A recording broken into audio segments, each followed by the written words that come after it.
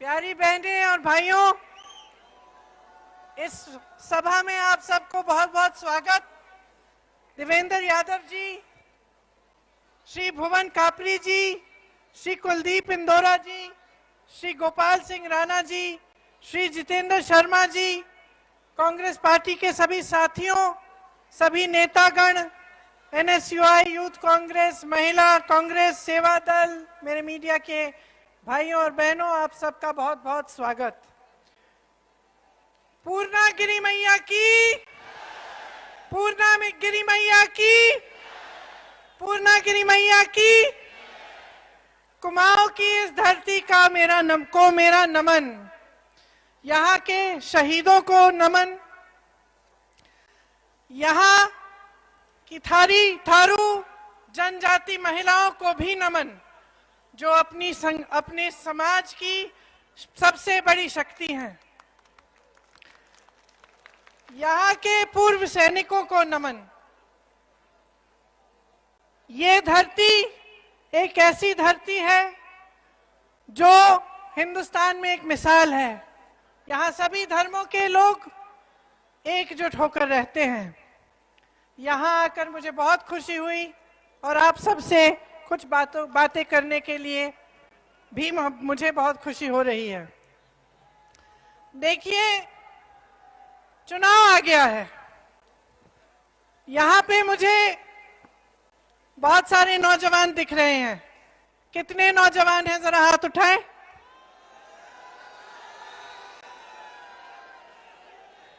आप तो नौजवान नहीं है। चलिए ठीक है। अब जरा मुझे बताइए कि आप में से पिछले 5 सालों में किसको रोजगार मिला है सरकार से? हाथ उठा के दिखाइए। सबको मिला रोजगार? नहीं मिला ना? किसी को नहीं मिला? सबसे बड़ी समस्या क्या है आपके प्रदेश में? रोजगार, महंगाई और किसानों की जो समस्याएं हैं, यही है ना 3 सबसे बड़ी समस्याएं। मैं आपको बताती हूं कि यहां आके मुझे ताज्जुब क्यों हुआ। जैसे मैं हेलीकॉप्टर में थी, मुझे बताया गया कि ये मुख्यमंत्री जी का क्षेत्र है, उनकी विधानसभा है। हेलीकॉप्टर उतरा, वहां से यहां तक आते हुए मैंने सोचा कि मुख्यमंत्री जी की विधानसभा है, खूब विकास हुआ होगा। इतना तो देखिए हर प्रदेश में हर मुख्यमंत्री कर लेता है, अपनी विधानसभा का विकास कर लेता है। अच्छी अच्छी सड़कें होती हैं, चाहे किसी भी पार्टी का हो। मुझे ताज्जुब हुआ यहाँ की स्थिति देख के, यहाँ की सड़क को देख के, ये देख के कि आपके मुख्यमंत्री ने पिछले 5 सालों में आपके लिए कुछ नहीं किया है। ये बात मुझसे अच्छी तरह आप सब तो जानते ही होंगे। देखिए, आप उत्तर प्रदेश से लगे हुए हैं, मैं जानती हूं कि आपकी क्या क्या समस्याएं हैं। हर जगह किसानों की समस्याएं, उनके संकट इतने बड़े हैं कि उनका सामना करना मुश्किल हो रहा है। खाद का वितरण नहीं होता, फसल का आपको दाम नहीं मिलता। कितना मिल रहा है आपको गन्ने के लिए? बताइए, कितने रुपए क्विंटल मिलता है? मैं जानती हूं कि सही दाम नहीं मिलता, गेहूं का नहीं मिलता, धान का नहीं मिलता, गन्ने के लिए नहीं मिलता। यहां पे किसान सिर्फ संघर्ष कर रहा है। आपने देखा कि किसान के आंदोलन के साथ क्या हुआ। 1 साल के लिए, पूरे साल के लिए किसान आंदोलन करते रहे, रोजी रोटी नहीं कमा पाए। आप ऐसे कानून ला रहे थे जिससे मेहनत करे किसान, फायदा हो बड़े बड़े उद्योगपतियों का। इसीलिए अपनी समझदारी और अपनी विवेक से आपके प्रदेश के और उत्तर प्रदेश के, पंजाब के, हरियाणा के किसानों ने आंदोलन किया। कितने किसान शहीद हुए इस आंदोलन में? आप बताइए। उस पूरे समय में इस सरकार के एक भी मंत्री ने, प्रधानमंत्री ने आपसे पूछा, आपके पास आए कि आपकी क्या समस्या है, इसको कैसे सुलझाएं? अब सरकार की नीयत भी देख लीजिए।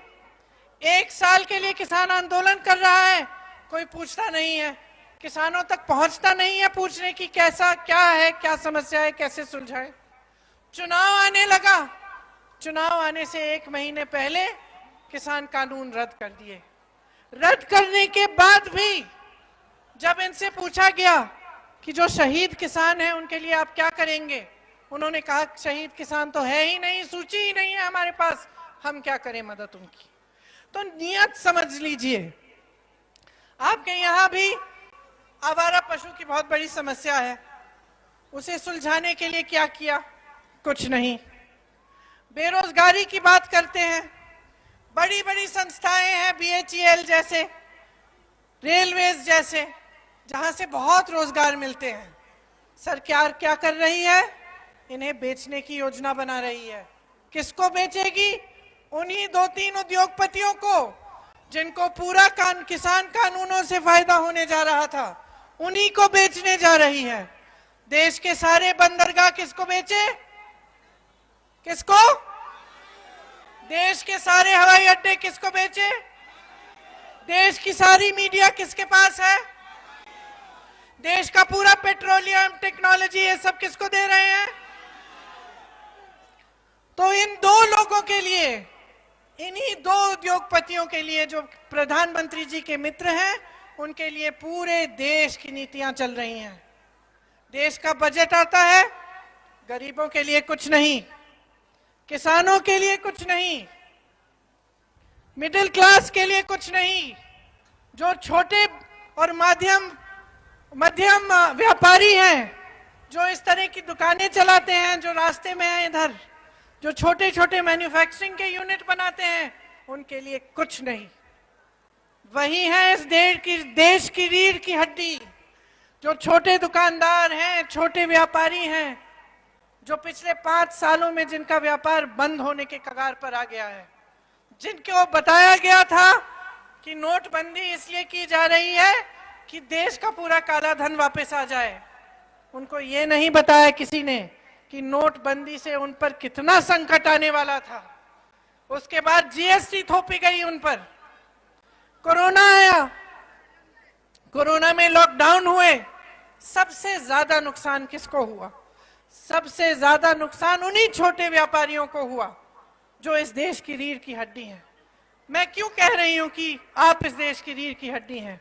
क्योंकि रोजगार पैदा करने वाले यही छोटे और मध्यम व्यापारी हैं। कोई अडानी जी और अंबानी जी नहीं पैदा कर रहे हैं रोजगार आपके लिए। रोजगार पैदा करने वाले छोटे और मध्यम जो व्यापारी हैं, जो बिजनेस हैं, जो मैन्युफैक्चरिंग के यूनिट हैं, ये हैं। इस सरकार की नीति और नियत देखिए किस तरह से आपकी कमर तोड़ी है। किसान की कमर तोड़ी, छोटे व्यापारियों की कमर तोड़ी, बेरोजगार नौजवानों को एक भी रोजगार नहीं दिया। 28,000 रोजगार खाली पड़े हैं, पद खाली पड़े हैं सरकार में, उत्तराखंड की सरकार में। क्या उनको 28,000 बेरोजगार युवा नहीं मिले? यहां आप हाथ उठा रहे हैं, आप ही में 5-6 हजार तो यही होंगे। नौकरियां क्यों नहीं दी? आज तक वो पद खाली क्यों हैं? आज इतनी महंगाई क्यों है? आपको गैस सिलेंडर कितने में मिल रहा है?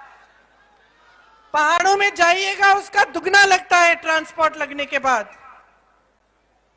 महंगाई इतनी ही है कि तेल नहीं खरीद पा रहे हैं, खाने पीने का सामान नहीं खरीद पा रहे हैं, रोजी रोटी नहीं बन रही है। और आपके सामने आकर क्या कहते हैं? धर्म की बात करते हैं।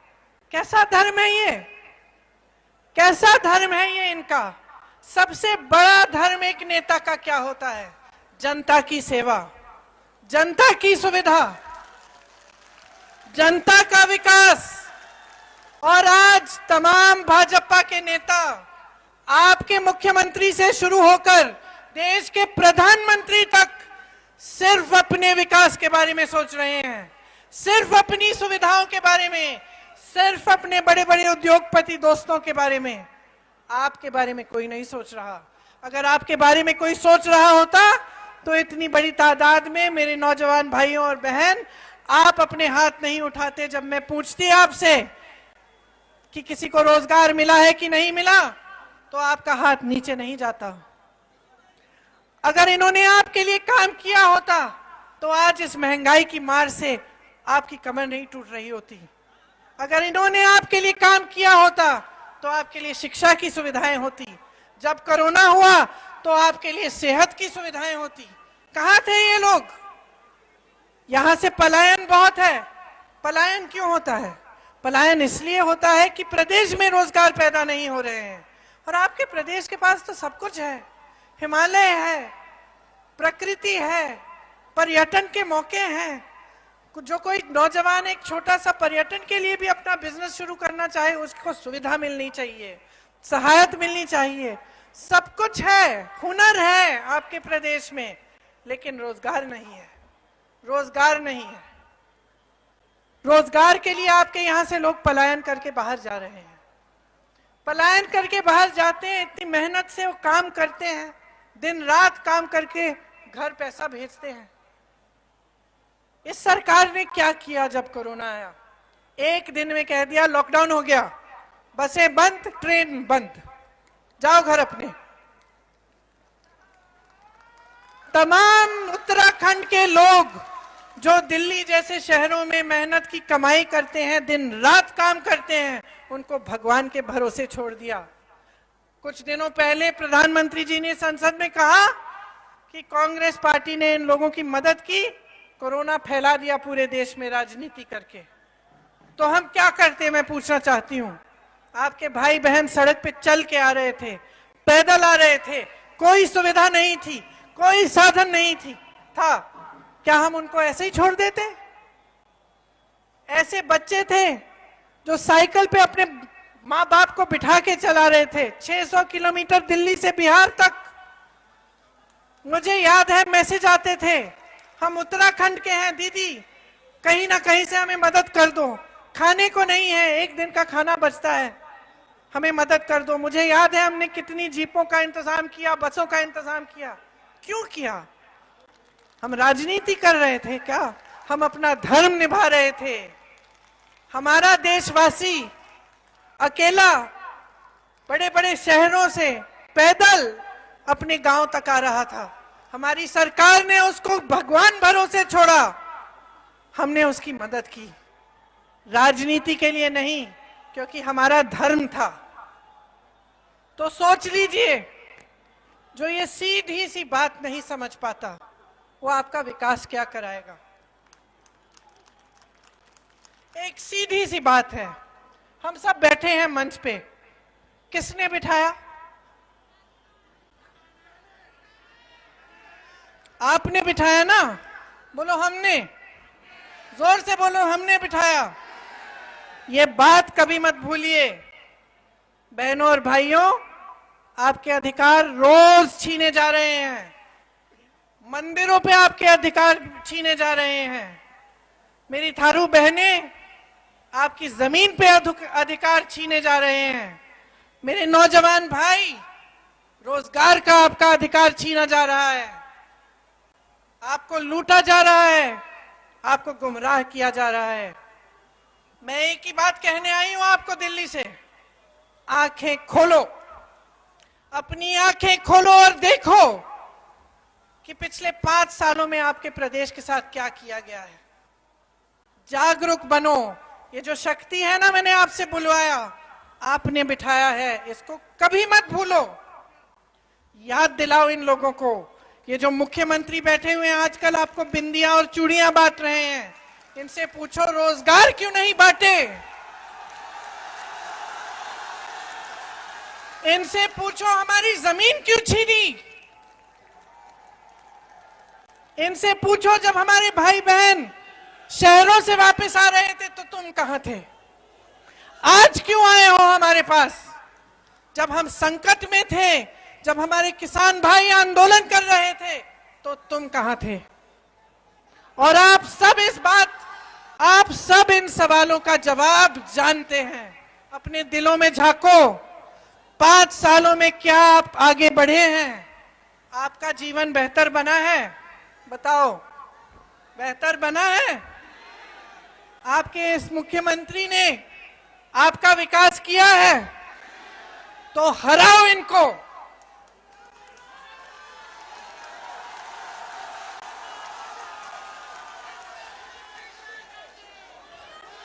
खापरी जी, इनको पहचानो। कौन है ये? कौन है ये? ये वो शख्स हैं जिन्होंने जो भी इनको शगुन मिला था अपनी शादी के लिए, इन्होंने उसको आपकी भलाई के लिए इस्तेमाल किया। पहचानो इनको। सुबह से शाम आपके लिए काम करेंगे और इनका चेहरा आपको दिन रात दिखेगा। इनको आप जब बनाएंगे अपना विधायक, तो 5 सालों के लिए हर रोज इनका चेहरा आपको यहां अपनी विधानसभा में मिलेगा।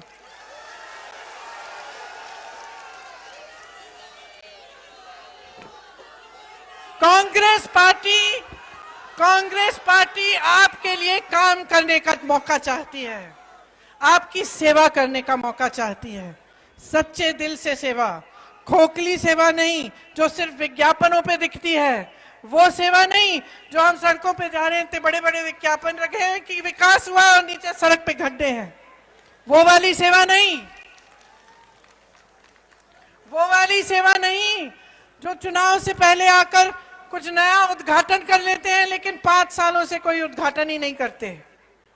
वो वाली सेवा नहीं जो आपको 5 साल में एक बार दिखती है और वो भी मांगने के लिए, देने के लिए नहीं।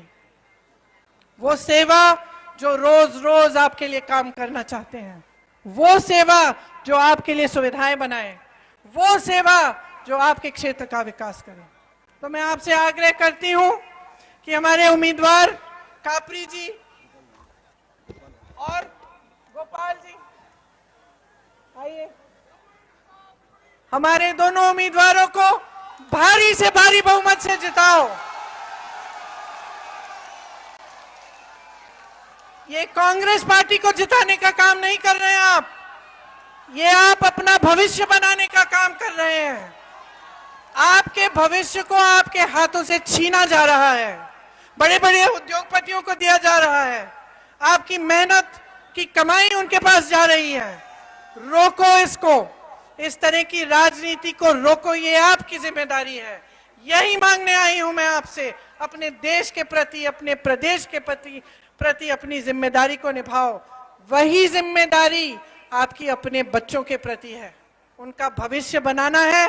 तो ये जो वोट है, जो आपकी इतनी बड़ी ताकत है, उसको समझिए, एकजुट होकर उसको उसी पार्टी को दीजिए अपना वोट जो आपका विकास कराए। आपने बहुत ध्यान से मेरी बातें सुनी हैं, खासतौर से मेरी बहनों ने। अंत में मैं आपको बताना चाहती हूं कि कांग्रेस पार्टी ने कुछ घोषणाएं की हैं। ये घोषणाएं क्या हैं और किस तरह से आपके जीवन को बेहतर बनाएंगी?